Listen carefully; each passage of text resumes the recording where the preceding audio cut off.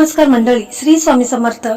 येत्या गुरुवारी म्हणजे 19 मार्चला गुरुवारी आलेला आहे गुढीपाडवा. तर गुढीपाडवा हा 3.5 मुहूर्तापैकी एक शुभ मुहूर्त आहे आणि या दिवशी आपल्याला म्हणजे ज्या मुलांचं किंवा मुलींचं लग्न ठरत नाही, लग्नात भरपूर समस्या अडचणी ह्या येत आहेत, तर अशांच्यासाठी आपल्याला एक उपाय करायचा आहे. मग फक्त आपल्याला हळकुंड लागणार आहे, ज्याला आपण हळद कुडी असं देखील म्हणतात. उपाय एकदम साधा आणि सोपा आहे, परंतु खूप असा प्रभावी आणि चमत्कारी उपाय आहे. यामुळे मुलांचं लग्न हे काही दिवसांमध्येच ठरेल. तर मंडळी, ही संपूर्ण माहिती जाणून घेण्या अगोदर तुम्ही चॅनलवरती नवीन असाल तर चॅनलला सबस्क्राईब करा.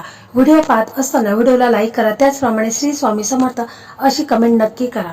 तर मंडळी, लग्नासंदर्भात भरपूर व्हिडिओ आपल्या चॅनलवरती आहेत, म्हणजे मराठी मेघना या युट्यूब चॅनलवरती लग्नासंदर्भात भरपूर व्हिडिओ अपलोड झालेले आहेत, ज्यामध्ये बऱ्याच मुलामुलींचं लग्न देखील ठरलेलं आहे. तर ते व्हिडिओ देखील तुम्ही पाहू शकता.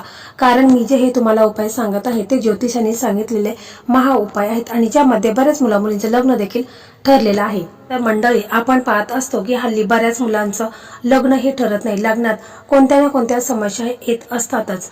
परंतु बघा, मुलांच्या कुंडलीमध्ये जे काही नजर दोष आहे, पितृदोष आहे, कालसर्पदोष आहे, तर यामुळे मुलांच्या लग्नात विलंब होत आहे. लग्नात भरपूर अशा समस्या अडचणी येत आहेत. कधी कधी लग्न ठरलेलं असतं तरी देखील ते मोडून जात असतं. कधी कधी आपल्या घरी पाहुणे येतात, परंतु ते होकार देतात, परंतु काही दिवसातच त्यांचा नकार येत असतो. म्हणजे अशा समस्या आपल्या बाबतीत होत असतात. हे सर्व आपल्या कुंडलीमध्ये जे काही दोष आहेत त्यामुळे होत असतं आणि म्हणूनच आपल्याला आपल्या कुंडलीतील जे काही दोष आहे ते दूर करण्यासाठी हा छोटासा उपाय करायचा आहे. उपाय साधा सोपा आहे.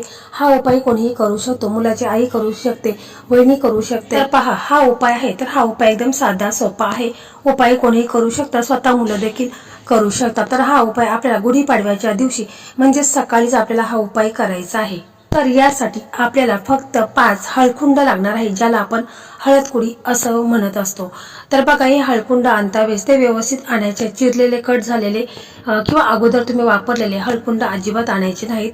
तर आपल्याला नवीनच हळकुंड आणायचे आहेत. त्याच्यानंतर आपल्याला फक्त एक मौली धागा लागणार आहे. फक्त आपल्याला ह्या 2 वस्तूच लागणार आहेत, तर त्या तुम्ही आदल्या दिवशीच आणून ठेवायच्या आहेत. धागा थोडा जास्त आणायचा आहे.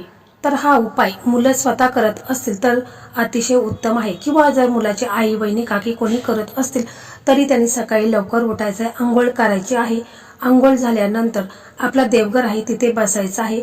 आपले देवघरासमोर आपल्याला एक तुपाचा दिवा लावायचा आहे, अगरबत्ती लावायची आहे आणि आपल्या देवघरामध्ये श्री हरिविष्णू माता लक्ष्मी आहे, त्याचप्रमाणे श्री स्वामी समर्थ महाराज आणि प्रथम पूजनीय गणपती बाप्पा यांना आपल्याला मनोभावे प्रार्थना करायची आहे की माझ्या मुलांच्या कुंडलीमध्ये जे काही दोष आहेत तर ते दूर होऊन माझ्या मुलांचं लग्न हे लवकरात लवकर ठरू दे, असं आपल्याला बोलायचं आहे. किंवा जर मुलं स्वतः हा उपाय करत असेल तर मुलांनी स्वतःबद्दल बोलायचं आहे की माझ्या कुंडलीमध्ये जे काही दोष आहेत ते संपूर्णपणे दूर होऊन माझं लग्न हे लवकरात लवकर ठरू द्या, असं तुम्हाला मनापासून बोलायचं आहे.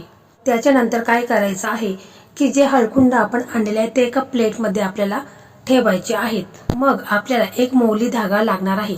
तर आपल्याला काय करायचं आहे की मुलांना उभं करायचं आहे आणि तो धागा आहे तर त्यांच्या डोक्यापासून पायापर्यंत आपल्याला तो धागा 5 वेळा कट करून घ्यायचा आहे.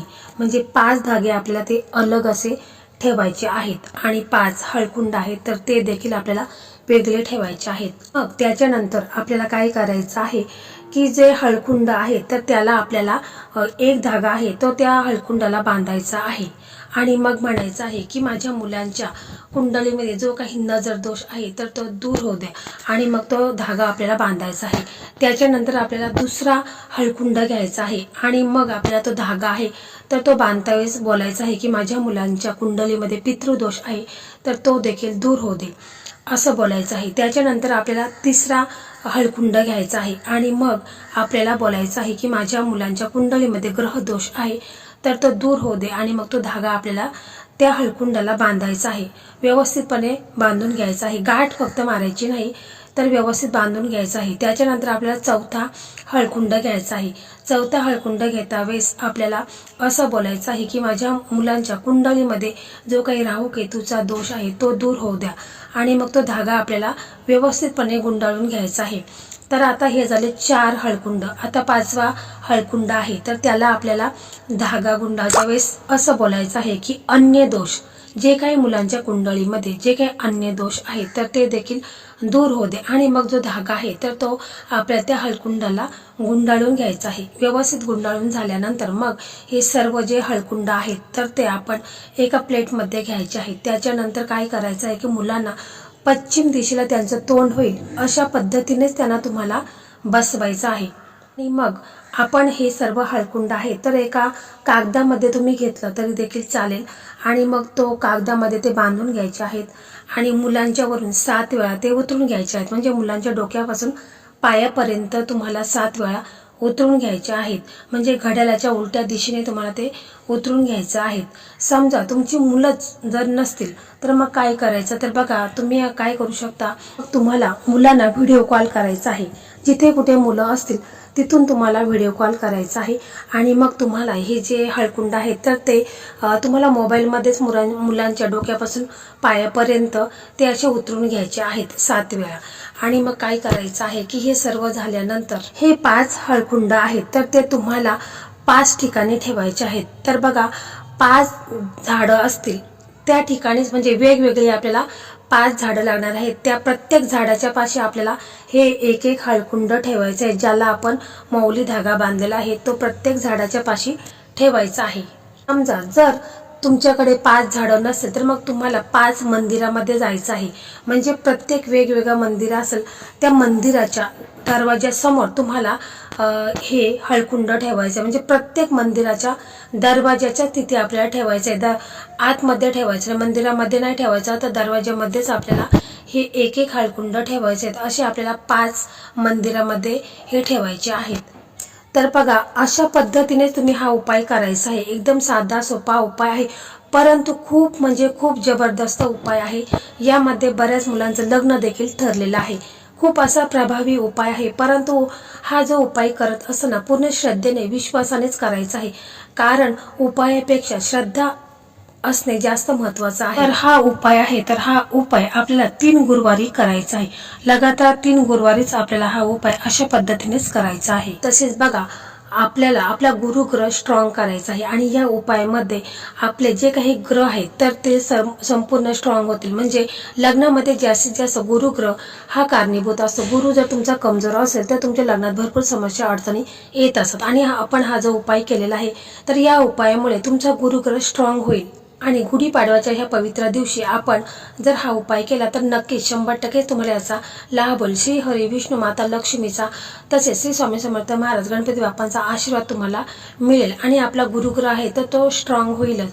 तसेच तुम्हाला प्रत्येक गुरुवारी काय करायचं आहे की आपला गुरु बळकट करायचा आहे। तर यासाठी अंघोळीच्या पाण्याची मुठभर हळद टाका, अंघोळ करून घ्यायची आहे। त्याचप्रमाणे तुम्ही या दिवशी पिवळे कपडे घालू शकता किंवा जर शक्य नसेल तर पिवळा रुमाल आहे तर तो देखील तुम्ही वापरायचा आहे। सूर्यदेवांना अर्घ्य द्यायचा आहे। अर्घ्य देता वेळेस त्या पाण्यामध्ये चिमूटभर हळद टाकून तुम्हाला अर्घ्य द्यायचा आहे। तसेच तुम्हाला या दिवशी हळद आहे तर ती थोडीशी ओली करायची आहे, गंगाजल टाकायचं आहे, ओली करायची आहे आणि मग त्या हळदीचा टिळा अवश्य तुम्हाला लावायचा आहे। त्याचप्रमाणे बघा सर्वात महत्त्वाचा म्हणजे गुरुवारी तुम्ही काय करायचं आहे की एक धागा घ्यायचा आहे। जो मौली धागा असतो तो आपण घ्यायचा आहे, त्याला आपल्याला थोडीशी हळद लावायची आहे आणि त्या धाग्याला 7 गाठी मारायच्या आहेत। आणि तो धागा आहे तर तो आपल्याला गुरुवारीच आपल्या उजव्या हातामध्ये तो धागा घालायचा आहे। तर बघा हे छोटे छोटे उपाय आहेत तर ते देखील तुम्ही आवर्जून करून बघा आणि मग मला सांगा, कारण यामुळे कुंडलीमध्ये कितीही भयंकर दोष असतील तर ते दूर होतील आणि मुलांचं लग्न हे काही दिवसातच ठरेल। तर मंडळी अशा प्रकारे आजचा हा व्हिडिओ होता। हा व्हिडिओ तुम्हाला कसा वाटला कमेंटमध्ये नक्की सांगा। व्हिडिओ आवडला तर व्हिडिओला लाईक करा, शेअर करा आणि चॅनलला सबस्क्राईब करा। धन्यवाद।